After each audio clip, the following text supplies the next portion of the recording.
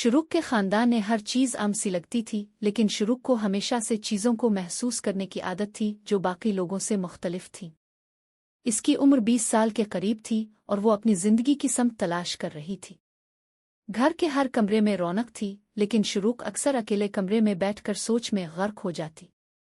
एक रात जब सब लोग सो रहे थे, शुरुक को पानी पीने की ख्वाहिश हुई। वो चुपचाप कमरे से निकली और सहन की तरफ बढ़ गई।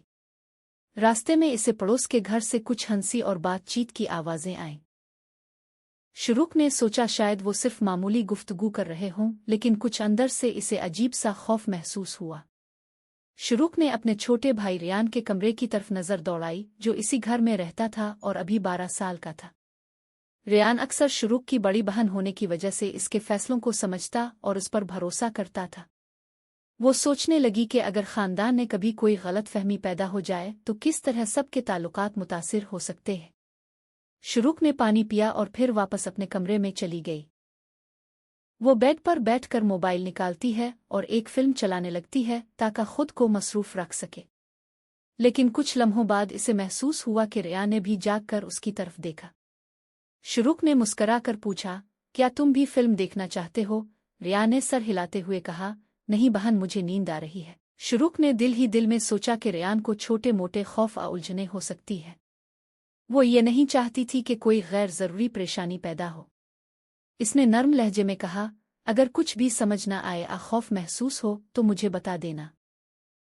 हम सबको हिफाजत से रहना चाहिए। ये बात रियान के लिए इत्मीनान का बाइस बनी। शुरुक ने महसूस किया कि कभी कभी जिंदगी में छोटी छोटी बातें भी बड़े नताइज ला सकती है।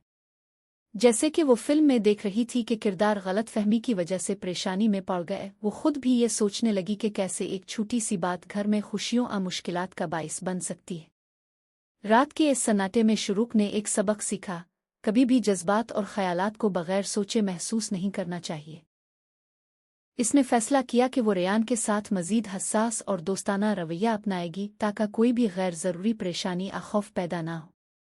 इसी दौरान शुरुक ने महसूस किया कि ख़ानदान के अंदर छोटी छोटी बातें और राज बड़े नताइज ला सकते हैं। वो जान गई कि अगर वो समझदारी से काम ले तो न सिर्फ अपने बल्कि सबके लिए सुकून पैदा कर सकती है।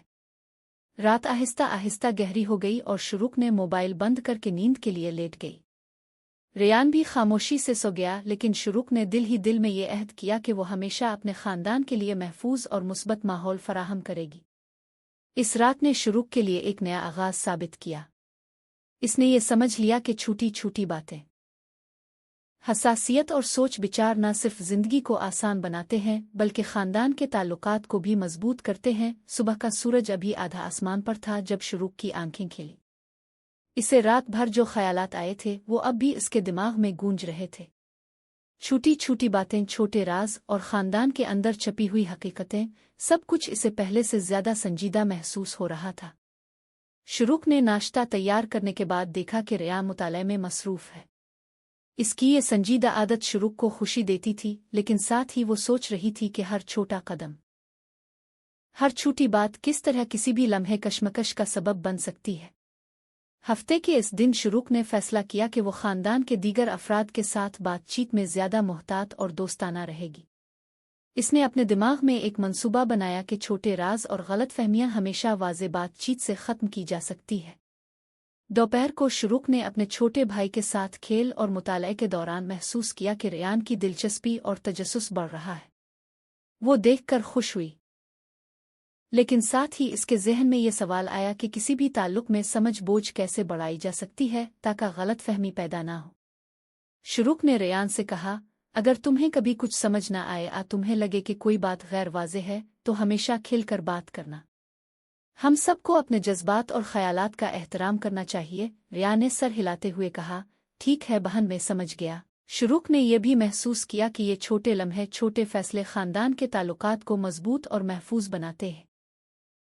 इसने दिल ही दिल में ये अहद किया कि वो हमेशा ख़ानदान के लिए एक मुहाफ़िज़ और रहनुमा बनेगी ताकि कोई भी गैर ज़रूरी कश्मकश या खौफ पैदा ना हो। रात को शुरुक ने दोबारा अपने कमरे में जाकर गौर किया।